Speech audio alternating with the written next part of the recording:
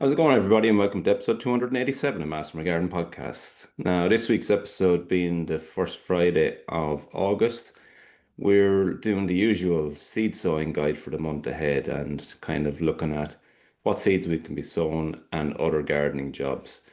And this episode is the first one that I've actually recorded since coming back from holidays.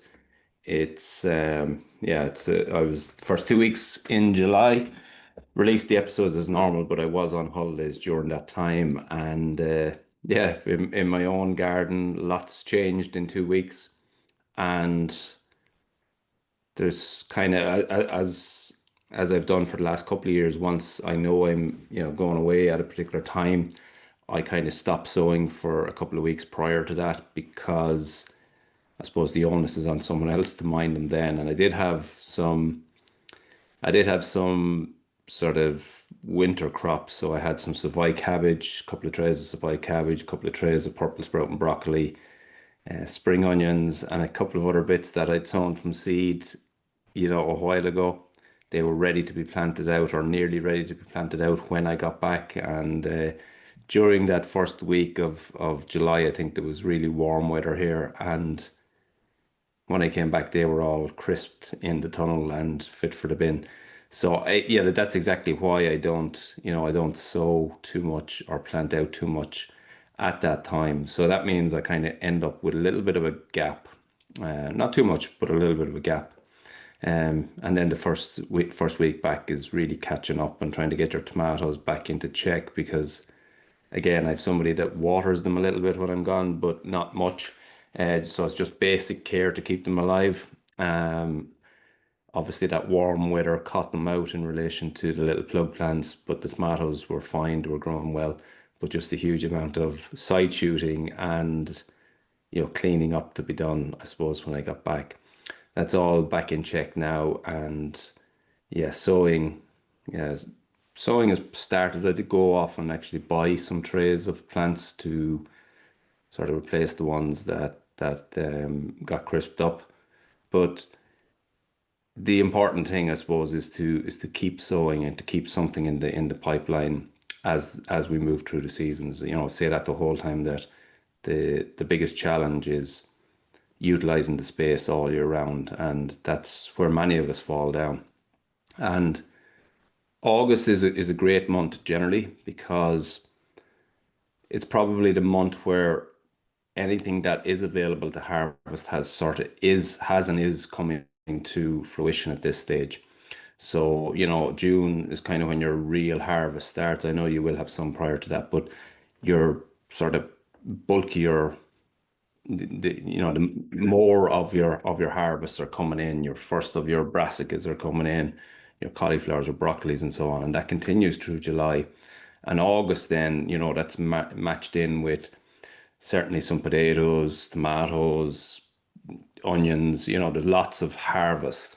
And of course, those harvests, when they come out, they're going to leave spaces and voids. And this is where we need to be sowing and to have crops coming along behind it so that we don't have these gaps and that we're able to continue to produce. Doesn't have to be big amounts, but we're able to continue to produce a little bit all the time. On the harvesting front, as I said, a couple of weeks when I'm away is great because there's been like some serious growth, obviously, when I was away. Seemed to have kind of a nice combination between some nighttime rain and then warm temperatures. So definitely, there's a lot of crops there going really, really well. So just to kind of give sort of an overview of what is happening, carrots absolutely burst out of it while I was away, to be fair. So when I was leaving, they were reasonably sized. Not a huge amount of not a huge amount of leaf growth up on top. It was small, and the carrots themselves were forming, but they were quite small. But in the 2 weeks, they have grown really, really well. And I'm not harvesting them much. I've just taken a few here and there, but they're after getting so much bigger now, and they're fit to harvest now as nice little sweet ones. And I'll continue to harvest them over the next couple of months. Parsnips, they're doing really well, flying out of it actually. Couple of different batches of onions. There's one batch of red and white ones That was the first sowing from seed that I did. They're ready to harvest. They've just fallen over. Still have loads from the polytunnel. So no shortage of onions at the moment. Turnips actually coming in at the moment. Cauliflower. Had a lovely batch of broccoli just before I went. Um, they were forming a tiny little head when I was going, as in about the size of your thumbnail, for example. And in the 2 weeks, I expected that when I got back, they'd be kind of a nice size and kind of a decent size to harvest. So clearly, when I was away, there was huge growth because when I came back, they were all gone to seed. Big yellow flowery heads on them in the space of 2 weeks. So that was a huge burst of growth. And that's, I think I've said it before, the likes of broccoli and cauliflower, they're a lovely crop to have, but I just don't feel that they give enough for the amount of effort and space. You're getting this one harvest, you get a glut together. If you sow a tray of six or a tray of nine, you get this glut, and then you know you can obviously freeze them and so on. Chop them up and freeze them and blanch them and all those things. But you get a glut together, and for what for the space to take up, I just don't know that there's enough. There's enough return for the effort. If no shortage of space, they're grand. But there's much more beneficial and much more crops that give you much more longevity of harvest, which I'm kind of always trying to aim for. So the likes of, salads and so on. So yeah, that's kind of what's happening in the garden. It seems to be going. It's going to be a great year for apples, particularly.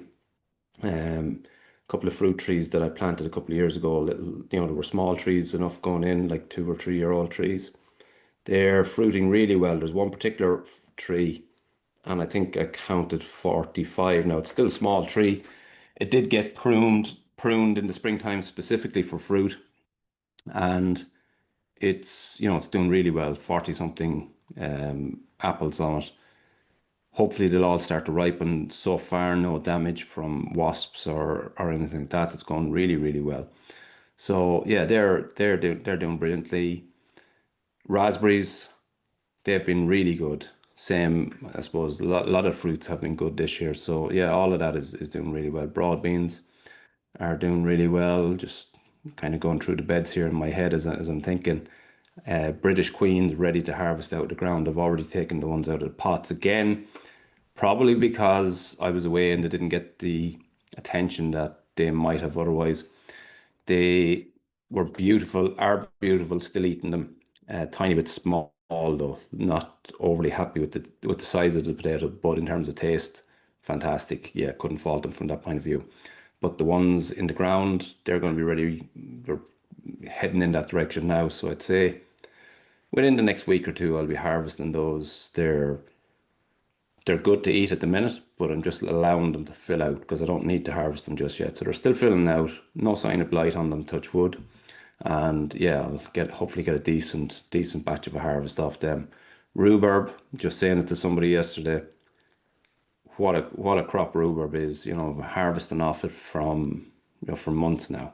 And just for the sake of, I think it's 3, maybe 4 square meters, and just constantly harvesting off it for heading for 4 months, 4 or 5 months now, I suppose, and looks like it's going to continue for another good while. So rhubarb is a brilliant crop to have, just in terms of longevity and in terms of what I was saying about the cauliflower. Just you can get so much more out of it. I love these ones that you get continuous harvest for not much effort. That's kind of what the name of the game is.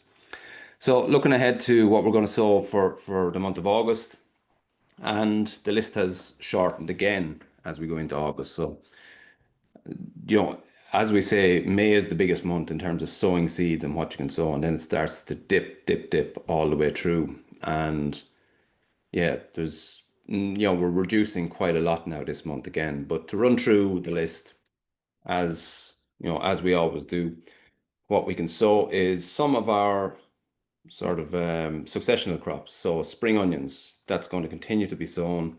I am switching later this month to a winter variety. So I'll still do probably one more sowing of just your standard white Lisbon, and then later in the year or later in the month, I will do a sowing of the winter varieties. They're important because when I get to the end of the month, I'll do a big sowing. I plant them into the polytunnel, and I'll harvest basically for the whole winter there. So I can sow a lot of seed. They don't run, they're not gonna run to seed. They're not going to bolt. They're just going to be there available to harvest for months and months on end. So I can do a lot of the sowing at that stage and essentially guarantee that I'll have spring onions all through the winter. And that's kind of a good way of doing it. Spinach can still be sowed again as we move now into August, and particularly as we move towards the end of the month. There's going to be less need to sow that as regularly because we're getting to the stage where temperatures are going to be starting to drop down. There's going to be less sunlight, and as a result, it's not going to bolt quite as quickly. So spinach, again, as we get to the end of the month, we'll be able to do a little bit of a bigger sowing there, and that will help to give us sort of longevity in our harvest. Next one that we can sow is radish, and we're going to go to a winter variety here, and again, I'll probably do one more sowing of the standard variety, and then later in the month we'll switch to a winter variety. Lettuce, again, I'm going to continue sowing that. If you are sowing lettuce, look at this stage of the year, forget about your icebergs and anything that forms a really tight head. You're looking for loose lettuce, like butterhead, little gem, those type ones. You're looking for something that's kind of leaf forming rather than head forming at this stage of the year.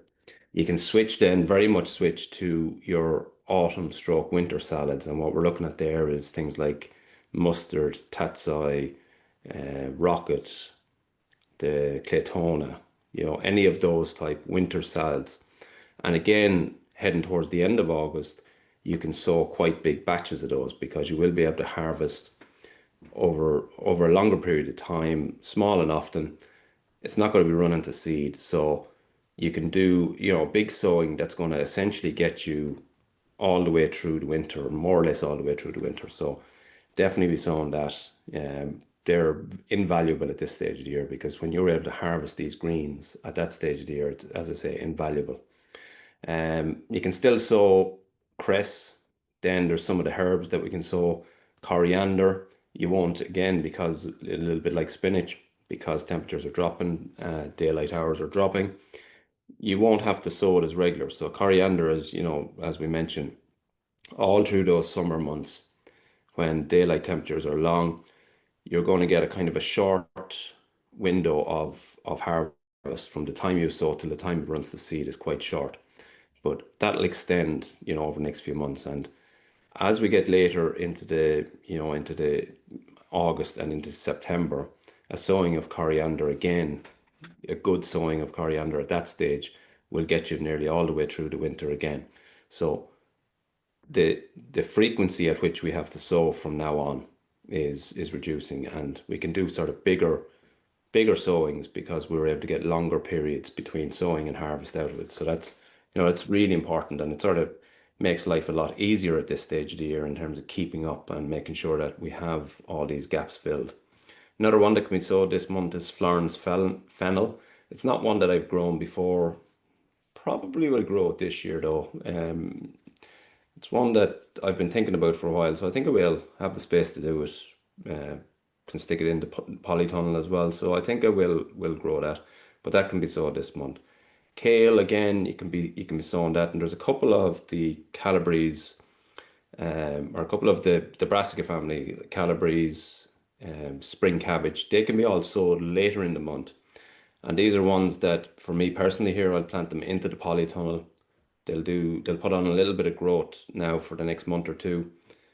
There'll be no harvest, but then early next year. So as soon as the temperatures start to rise, as soon as a little bit of growth starts to kick in, you'll get a really early harvest of Calabres, cauliflower, spring cabbage, all from the polytunnel. If you're doing it outside, spring cabbage will be fine. So you're going to plant that out, maybe in September time. It'll put on a little bit of growth. Then it'll sit with leaves on it. You'll have to make sure that you're protecting particularly from pigeons all over those winter months. But then come next spring, as soon as there's a bit of growth, that'll form a really, really early pointed head. And yeah, it'll be your first sort of harvest of cabbage next spring, of kind of spring cabbage. You'll have your red cabbage, you'll have your Savoy cabbage sort of through the winter and the early spring. But they're those, those earthy red and Savoy cabbages. The the autumn sown spring cabbage is one that will give you that kind of first, that fresh cabbage taste. It's a different taste. You're getting that York style cabbage. And they can be sowed in the month of August. Leave them towards the end of the month, or the middle to end of the month, and then plant them out a few weeks later. Um, what else can be sown? I'm still going to do another sowing of carrots, and again, all the books will say it's too late, can't be done, but I'll be doing a sowing of carrots and a sowing of beetroot in the polytunnel. May or may not work. I suspect it will. Temperatures are good. There'll be a little bit of minding on them, but yeah, just want to see, can I get a sort of a half decent crop early next year from the polytunnel. There'll be a bit of minding on them potentially over the winter if they do start to form into an actual carrot. Might have to mind them a little bit from pests over the winter time, but yeah, I think it's worth a shot. No harm in trying. And as I say, I have a little bit of space there to use up anyway, so why not? Some other leafy things that we can sow this month: pak choi and chard. Again, they're really useful. Again, harvesting just as you can harvest the pak choi obviously as a head using stir fries and so on. But the chard, I'll just allow it to grow, harvesting outer leaves, and so you're getting a little bit of sort of winter greens. That nice stem has the beauty of having a crunch to it, but also the leaf is a little bit like spinach. And yeah, it's a really, really good sort of winter green to have. Ideal in stir fries, stews, just sauteed, even with something basic, tomato and egg. It's a really nice, chard is a really nice vegetable to have and really versatile, can be used for so much and hardy. So if you're planting it outside, it'll be perfectly happy just growing away there, getting a small bit harvest off it. Again, just protect if you have a lot of pigeons around, protect it from them. But other than that, that'll work away there. So and yeah, that's kind of it. There's not much more that we can be sowing this month. So to kind of run over it again, you're looking at your successional crops still, your spinach, your spring onion, your lettuce. Switching to your autumn winter greens, the likes of tatsoi, mustard, claytonia, rocket, all those. Cress can still be sown. Some of the herbs, coriander, chervil, dill, parsley, any of those can still be sown. Florence fennel, kale, uh, beetroot and carrots. Just I'm going to try one personally in the polytunnel. Pak choi can still be sown, chard, and then your spring cabbage and potentially cauliflower and broccoli again planted into the polytunnel at this stage, and they potentially would give you an early crop. And that's kind of the list. There isn't much else that we can be sown in the month ahead in the edible garden.